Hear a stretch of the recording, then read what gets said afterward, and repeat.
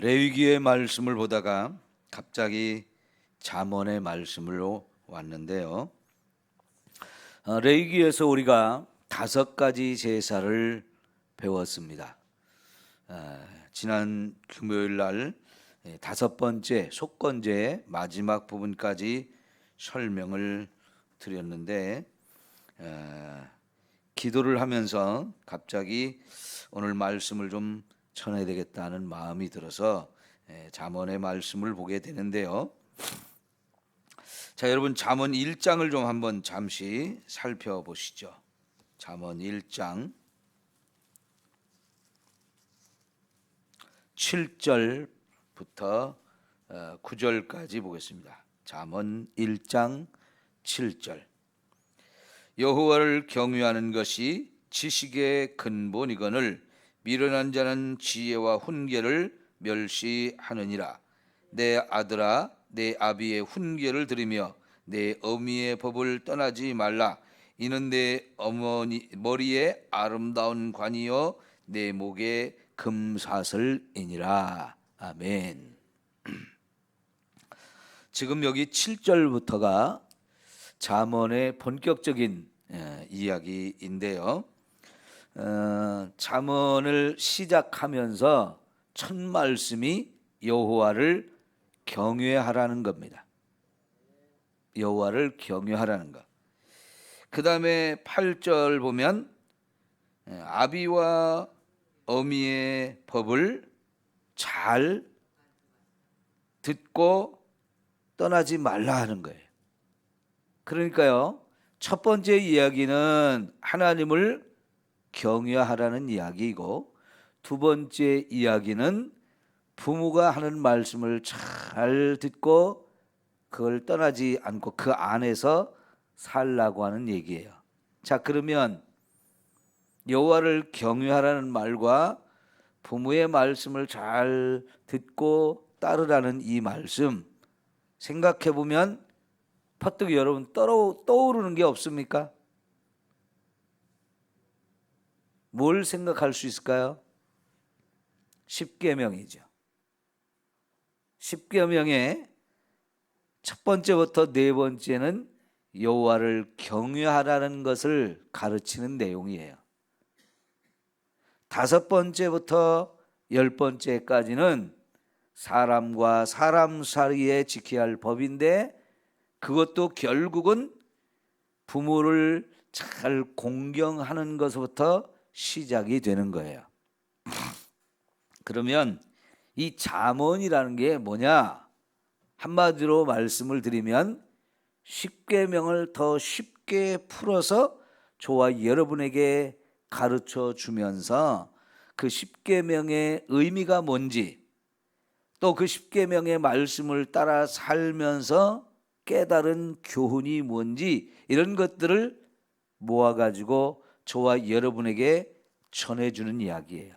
그러니까 이 잠언 전체는 십계명을 더 쉽게 풀어가지고 우리가 생활 속에서 쉽게 적용할 수 있게 하되, 때로는 재미있게, 때로는 책망도 하면서, 또 때로는 이렇게 십계명의 말씀을 따라 살면 저와 여러분에게 얼마나 엄청난 은혜와 복이 되어지는지를 쭉 설명을 해주고, 그걸 통해서 교훈을 우리가 깨달아서 그렇게 살게 하려고 이렇게 쓰여진 책이다라고 보시면 돼요.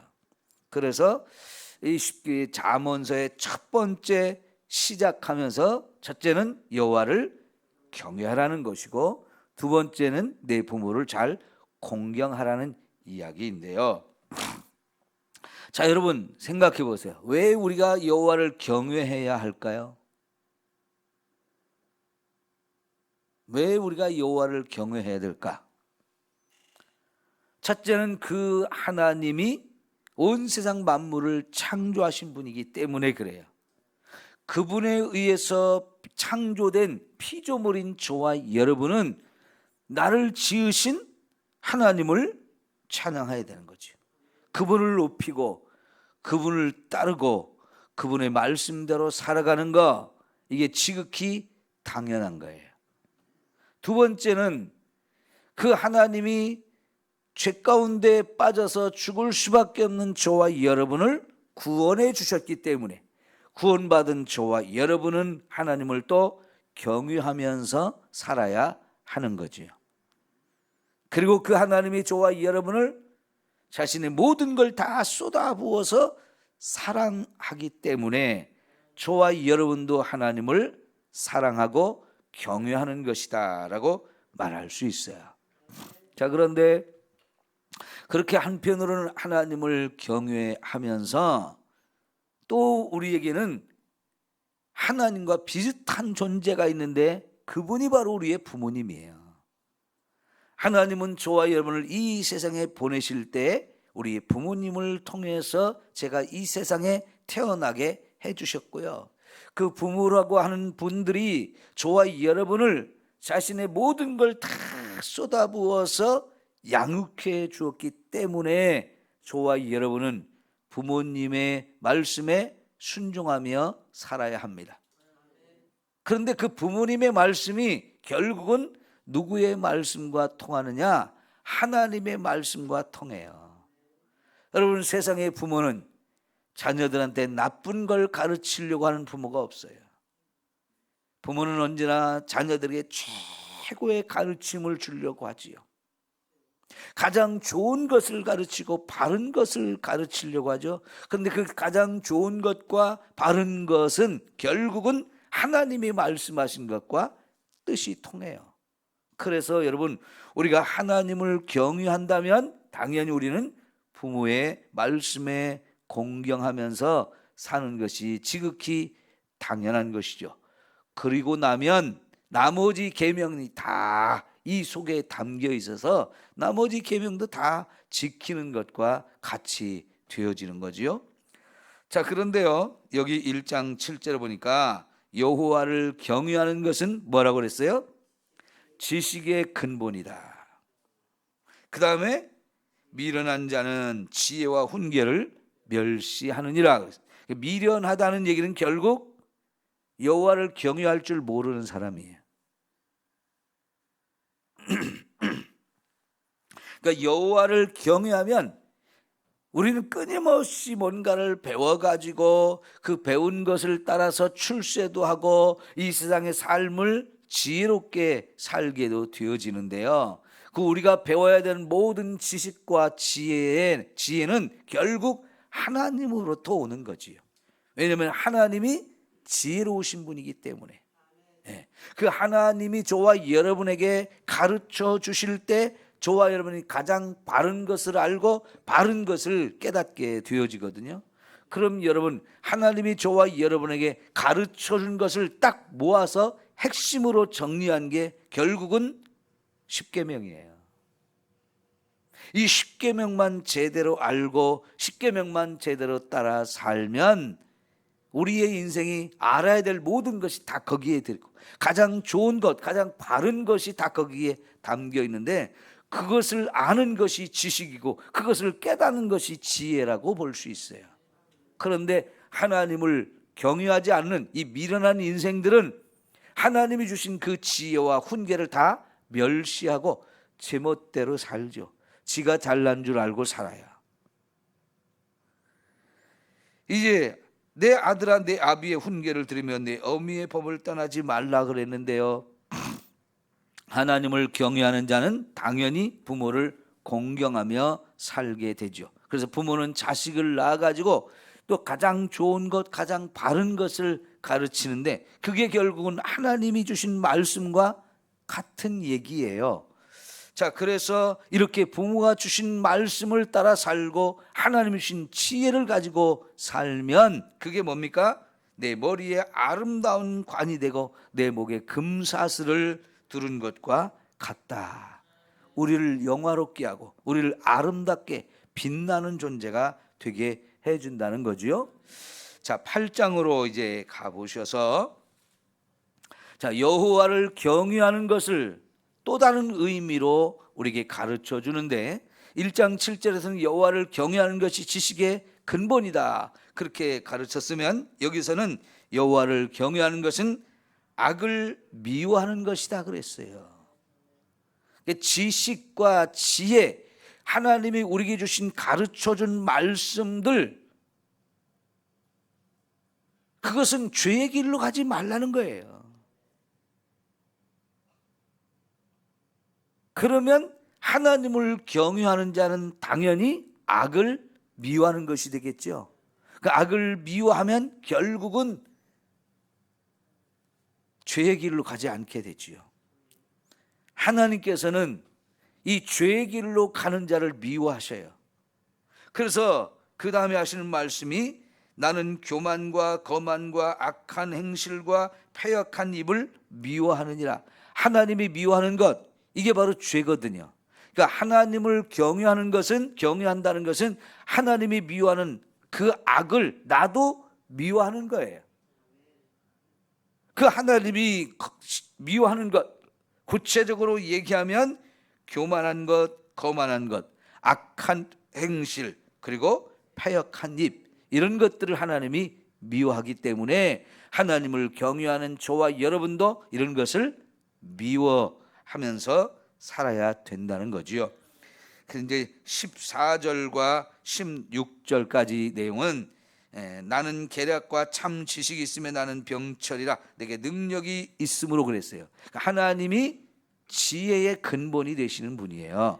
그래서 그 지혜의 근본 되신 하나님을 제대로 아는 자가 왕이 되어서 세상을 다스릴 때 그 나라가 평안하고 하나님의 뜻이 펼쳐지고 그 뜻대로 살아가는 나라가 되어지고, 왕이 됐든 방백이 됐든 또 재상이 됐든 재판관이 됐든 다 하나님이 주신 이 지혜를 가지고 다스리고 심판하고 해야 세상이 바른 길로 가게 되어지는 거지요. 자, 17절 보면 나를 사랑하는 자들이라고 표현하는데, 이게 결국은 하나님을 경외한다는 말을 바꿔서 표현한 거예요. 하나님을 경외한다는 것은 다시 말하면 그 하나님을 사랑하는 것이라고 말할 수 있어요. 자, 그래서 하나님을 사랑하는 자들이, 나를 사랑하는 자들이 나의 사랑을 입으며 나를 간절히 찾는 자가 나를 만날 것이니라 그랬는데, 우리가 하나님을 사랑하면 그 하나님이, 우리가 하나님을 사랑하는 걸 알아요. 그래서 하나님도 우리를 더 많이 사랑해 주시죠. 물론 여러분, 하나님은요 죄인들도 여전히 사랑하셔요. 우리와는 다른 사랑을 하시죠. 우리는 죄인은 사랑하지 않으려고 해요. 나를 힘들게 하고 내 마음 상하게 하는 사람들, 나를 괴롭히는 사람들, 사랑하고 싶은 마음을 갖기보다는 미워하는 마음이 앞서는데, 하나님께서는 놀랍게도 하나님의 사랑은 그 죄인들까지도 다 사랑하셔요. 그래서 그 죄인들까지도 구원해서 영원한 생명의 길로 인도하시려고 하시는 분인데요. 그래서 우리를 구원하기 위해서 자기 아들을 세상에 보내셨죠. 그 하나님의 사랑이 그렇게 크고 넓기 때문에 우리를 구원해 주시는 하나님이신데요. 자, 하나님께서는 그럼에도 불구하고 우리가 하나님을 사랑하면 죄인까지도 사랑하시는 하나님이시지만, 하나님을 사랑하는 자는 더 사랑해 주시죠. 그죠? 자, 그래서 하나님을 사랑하는 자는 하나님을 만나고 싶어 해요. 우리가 하나님을 믿을 때 그냥 믿지 않고 하나님을 믿으면서 하나님을 만나고 싶은 마음이 간절하죠. 하나님을 만나고 싶은 마음이 들 때가 많아요. 그래서 하나님을 자꾸 찾을 때 하나님이 나를 찾아와 주신다 그랬어요. 그러니까 여러분, 하나님을 더 만나고 싶은 마음으로 나 하나님 만나고 싶습니다 라고 자꾸 하나님께 구하세요. 그러면 하나님이 저와 여러분을 찾아와 주시고 만나 주십니다. 그는 어디서 어떤 방식으로 우리를 찾아오실지는 사람마다 다 다르기 때문에 여러분이 정말 간절하게 하나님을 찾으세요. 그럴 때 하나님이 순간적으로 찾아와 주셔서 만나 주시는 이 은혜를 우리가 경험하게 되어지는데요. 자, 하나님께서 우리가 하나님을 자꾸 만나려고 하고 하나님을 사랑할 때 하나님이 보세요. 손에 부귀가 있고 장구한 재물과 공의도 하나님이 갖고 계세요. 그러면 그 하나님이 나를 만나러 오실 때 이것을 가져가지고 오셔서 하나님을 사랑하고 하나님을 찾는 자에게 하나님이 찾아오셔서 이런 것도 같이 주신다는 얘기예요. 그래서 내 열매는 금이니 정금보다 나으며 내 소득은 순은보다 나으니라. 나는 정의로운 길로 행하며 공의로운 길 가운데로 다니나니 이는 나를 찾는 자가 사랑하는 자가 재물을 얻어서 그 곳간에 채우게 하려 함이니라. 여러분, 하나님은 재물도 가지고 있고 부귀도 가지고 있고 공의도 가지고 계신 분이에요. 하나님을 만나면 하나님을 사랑하는 자를 하나님이 찾아와 주셔서 어떤 사람한테는 부귀도 주시고 어떤 사람한테는 재물도 주시고 어떤 사람한테는 공의도 주셔요. 그래서 그 하나님 주신 이 공의와 이런 것들을 가지고 살면 그것은 금을 얻는 것보다도 귀한 것이죠. 네? 그래서 그 사람은 항상 정의로운 길로 가게 되고 공의를 따라 살게 되어지죠. 자, 그래서 또 한편 하나님을 사랑하는 자에게 하나님이 재물을 얻게 하셔서 곳간에 가득 채우고 살게 하신다는 얘기예요. 자, 오늘 제가 이 말씀을 드리는 이유가 뭐냐면 금요일 날 우리가 속건제 마지막 부분을 봤는데 그 마지막 부분이 뭐냐면 남의 재물에 손해를 끼치면서 자신이 부자가 되려고 하는 사람이에요. 재물에 대한 욕심 때문에 친구에 대한 이 신뢰관계를 다 깨트려버리고 하나님과의 이 신뢰관계를 다 깨트려버리고 욕심을 부려서 친구가 나한테 맡긴 것도 안 맡겼다고 하면서 내 것으로 취하고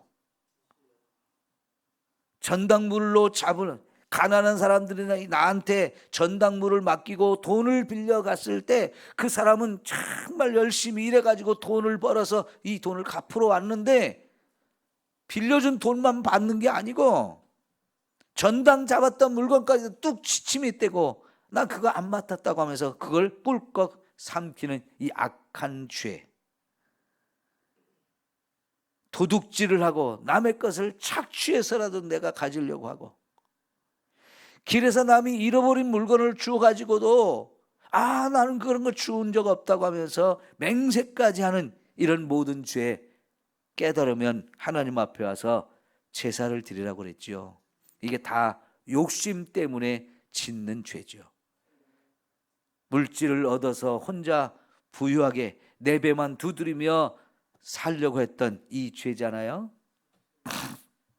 그런데 여러분, 삭개오라는 사람이 그렇게 살았던 사람인데요, 그 삭개오가 예수님을 만나고 나서 자기가 죄인인 것을 깨달았어요. 예수님이 삭개오의 이 죄됨 모르고 그 사람 집에 가고자 한 것이 아니고요, 그가 어떻게 살아왔는지를 알았지만 그를 구원하고 싶은 마음에 오늘 내가 너의 집에 가서 하룻밤 자야 되겠다라고 말씀하셔서 삭개오가 예수님을 모시고 집에 가서는 잘 예수님을 대접하면서 뭐라고 말합니까? 내가 지금까지 살면서 내 이웃들에게 도둑질한 거 빼앗은 거 4배로 갚아주겠습니다. 이게 뭡니까? 속건제 제대로 고백하는 거예요. 내가 속건제를 드리겠다는 얘기입니다. 근데 이 사람이요 4배로 갚아준다고 그랬어요. 원래는 5분의 1만 갚아도 돼요. 원래 것을 갚아주고 내가 빼앗은 거, 훔쳐온 거, 도둑질한 거 다 갚아주고 거기에 5분의 1을 더해서 배상해주면 끝나는데 이 사람은요 지금까지 그 물질의 사로잡혀서 욕심을 부리며 살아왔던 인생인데 얼마나 예수님이 자기를 구원한 것이 기쁘고 감사하면 4배로 갚아주겠다고 그 감격된 마음에 그렇게 표현하는 거거든요. 여러분, 우리가 하나님께 제사를 드린다는 건 다른 말로 하면 하나님을 경유하는 최고의 행위예요. 또 한편으로 하나님을 사랑하는 최고의 마음을 표현하는 것, 그게 바로 하나님께 제사 드리는 것, 예배하는 거예요. 우리가 하나님을 경외하는 것이 모든 율법의 기초가 되고 시작이 되고 핵심적인 내용인데, 그 하나님을 경외하는 것이 우리의 삶에 표현되는 게 결국은 예배이고 제사란 말이죠. 그렇게 하나님을 예배하는 자는 결국은 하나님의 미워하는 악을 미워하면서 사는 거예요. 그게 하나님을 경외하는 거예요. 그럼에도 불구하고 우리가 우리 인생이 죄를 이길 능력이 없고 자꾸 죄를 짓게 되거든요. 그럴 때마다 하나님은 죄인된 너희들 나에게 다시 와서 이 죄를 고백하면서 회개하면 내가 너희의 죄를 다 씻어주신다 라고 허락하신 것이 예배예요. 그러니까 여러분, 예배가 바로 우리가 살 길이죠. 내 죄를 용서받는 자리니까, 거기서 하나님을 다시 만나는 자리고, 거기서 하나님의 뜻이 무엇인지를 깨닫고 내가 이제 세상에 어떻게 살아야 될지를 깨닫는 자리이기 때문에 그게 예배가 내가 살 길이에요. 여호와를 경외하는 것이고 하나님을 사랑하는 최고의 표현이 예배라는 말이죠. 그렇게 해서 이제 내가 지금까지 죄된 길을 버리고 하나님의 말씀 따라서 이제 하나님이 미워하시는 죄 길로 가지 않고 의롭게 믿음으로 살려고 힘쓰는 것, 그게 이제 하나님의 말씀을 내 마음에 품고 세상으로 가서 그 말씀대로 사는 건데요. 바로 그럴 때 하나님이 저와 여러분을 찾아오셔서 때로는 부귀영화도 주시고, 때로는 큰 재물도 주시고, 때로는 공의도 저와 여러분에게 주시는 겁니다. 내가 욕심을 부려서 남의 것까지 다 빼앗아서 내 배만 부르면 된다, 이렇게 살면 그거는 하나님부터 점점 멀어지는 것이고 지옥과 멸망의 길로 가는 것뿐이에요. 근데 우리가 하나님을 경외하면서 하나님을 예배하면서 말씀대로 살다 보면 하나님이 저와 여러분에게 축복을 주셔서 우리에게 필요한 재물도 주시고 공의도 주시고 여러분 부귀영화도 주시는 거예요. 그런데 생각해 보세요. 부귀영화가 따라오면서 공의가 없으면 그 부귀영화는 심각한 타락을 가져와요. 어떤 많은 재물이 우리에게 주어져도 공의가 함께 없으면 우리로 하여금 그 재물이 우리를 멸망의 길로 끌고 가게 만들어요. 근데 그 부귀영화와 재물, 거기에 공의가 함께 있어야 그것이 저와 여러분을 참 빛나게 하고 그것 때문에 우리가 죄를 짓지 않고 그것 때문에 멸망을 당하지 않게 된단 말이죠. 이게 하나님이 주시는 은혜입니다. 재물을 얻지만 거기에 공의도 함께 해주셔서 그래서 우리가 죄악의 길로 가지 않게 하는 거거든요. 여러분, 정말 우리가 이 땅에 살면서 하나님을 경외하며 살고 우리 부모님들을 공경하며 살면 그게 최고 아름다운 길이고 바른 길이고 가장 잘 사는 길이에요. 거기에 필요한 은혜들을 하나님이 축복으로 부어주셔서 우리가 마음껏 누리며 살게 하시는 거지요. 그러니까 우리가 지금 제사를 배우면서 이 제사가 뭔지를 자꾸 다양하게 생각해 보면서 정말 말씀을 제대로 깨닫고 그 말씀 위에 굳건히 서는 저와 여러분 모두가 되어지기를 축원합니다. 기도합니다.